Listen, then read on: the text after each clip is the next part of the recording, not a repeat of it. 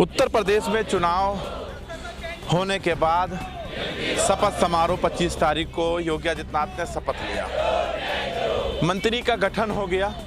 कौन मंत्री बनेगा, कौन कैबिनेट में जाएगा, कौन स्वतंत्र मंत्रालय में जाएगा, कौन राज्य मंत्री में जाएगा, इसका भी गठन हो गया है।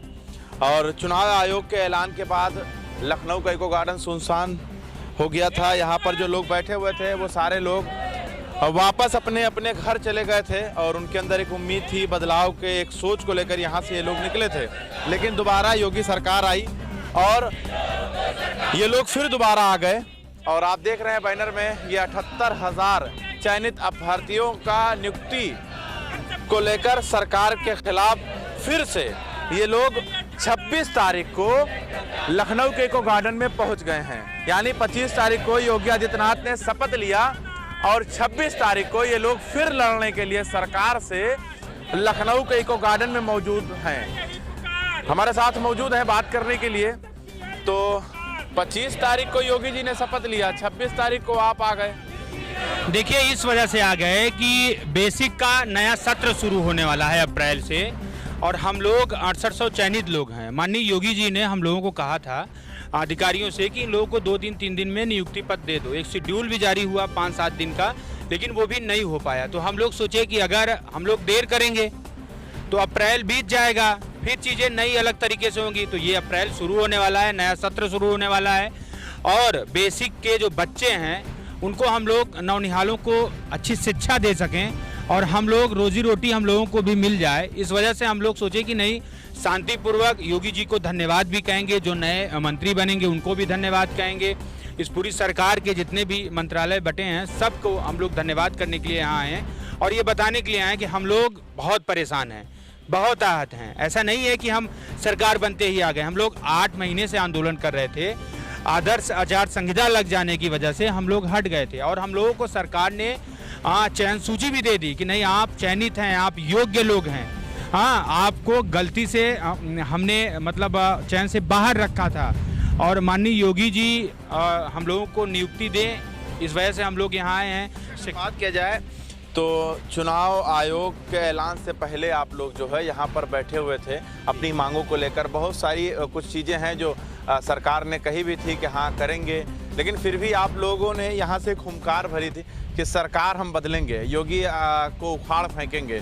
तो वो तो नहीं हुआ और फिर दोबारा आप आ गए। तो इसको आप कैसे देख रहे हैं? नहीं, देखिए, बात ये थी कि हमें हमारा अधिकार चाहिए था और माननीय योगी जी ने लिस्ट अपनी सरकार में ही दिया।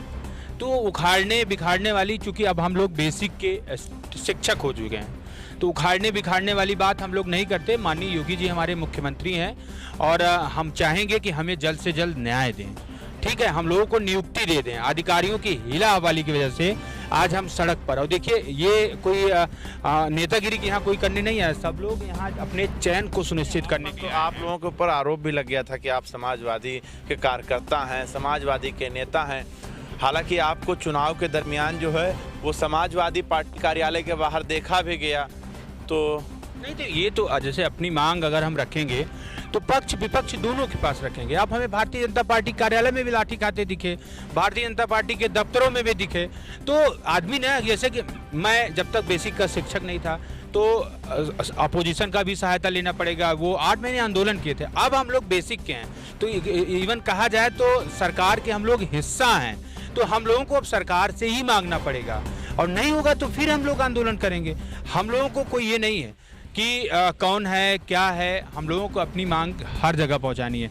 ये कौन कहे कि बेसिक शिक्षा मंत्री को 20 बार उनके आवास पे गए हम लोग, 20 बार मुलाकात किए होंगे।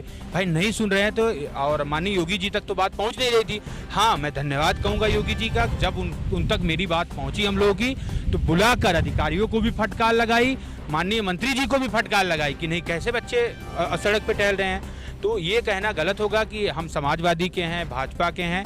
अधिकारी और मतलब जो कर्मचारी होता है वो किसी का नहीं होता। वो एक उसका कार्य होता है कि जो नियम कानून संविधान का दायरा बना है वो संविधान के दायरे में रहकर ही लड़ाई लड़ता है। और हम लोग कह रहे थे, जिसको आप लोग कह रहे थे स्टूल मंत्री, वापस आ गए हैं वो। नहीं, तो वहीं पर आ गए किए तो स्टूल वाला कहेंगे, हम क्यों कहें। जनता ने उनको दिखाया भी कि वो बेचारे अपनी सीट नहीं बचा पाए। ये ठीक है, शासन है, सत्ता है, सब उनका है, तो वो फिर से डिप्टी सीएम बन गए। तो हालांकि जनता ने उन्हें बताया ना कि नहीं, आपने गलत काम नहीं किया, माननीय योगी जी ने अच्छा काम किया, तो योगी जी फिर से सत्ता पे हैं। ये कौन सी कहने वाली। पर अगर बात किया जाए, महिलाएं भी मौजूद हैं, तो बात कर लेते हैं। 25 तारीख को योगी जी ने शपथ लिया, 26 तारीख को आप आ गए। हम लोग को नियुक्ति नहीं मिला है, तो इसलिए हम लोग आए हुए हैं। और कल ही हुआ है, मतलब हम लोग आज से नहीं 1 साल से कर रहे हैं धरना, और अब सरकार बन गई है, तो फिर हम लोग अब फिर से धरना के लिए। क्या उम्मीद कर रहे हैं सरकार से? सरकार जल्दी ही हम लोग की मतलब नियुक्ति देगी। क्या उम्मीद कर रही मैम आप? इसी उम्मीद से फिर से दोबारा यहाँ पे आए हुए हैं कि जो हमारी नई गवर्नमेंट बनी है वो हमें जल्द हमारी बातों को फिर से संज्ञान में ले और हमें जल्दी से जल्दी नियुक्ति पत्र दे और हम बेसिक में जाएं। और वहाँ पे वैसे भी टीचरों की कमी है, तो हम भी जाके जो नौनिहार हमारे बच्चे हैं उनको हम अच्छा मार्गदर्शन दे सकें, है ना, अच्छी शिक्षा दे सकें। बिल्कुल, अब ये देखना होगा कि नई सरकार है, नई सरकार की गठन 25 तारीख को, और उसके बाद पता चलेगा कौन सा विभाग किसे दिया जा रहा है, बाद में पता चलेगा। लेकिन अब सवाल ये पैदा होता है कि 5 साल योगी सरकार ने उत्तर प्रदेश में राज किया।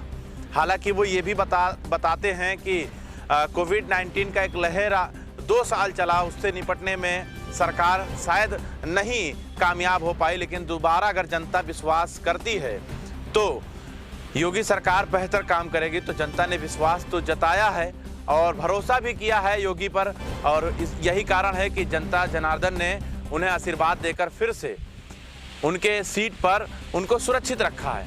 अब योगी जी कितना बेहतर काम करेंगे जनता के लिए, इसके लिए आप इंतजार करिए, जुड़े रहें और देखते रहें 24 तक न्यूज़। कैमरामैन चांद के साथ मैं मोहम्मद ज़ैफ, लखनऊ।